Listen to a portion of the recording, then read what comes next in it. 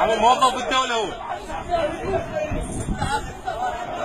عامل يا بني طلعت هم ما دعوا يا الله. ابو سامر ابو سامر واحد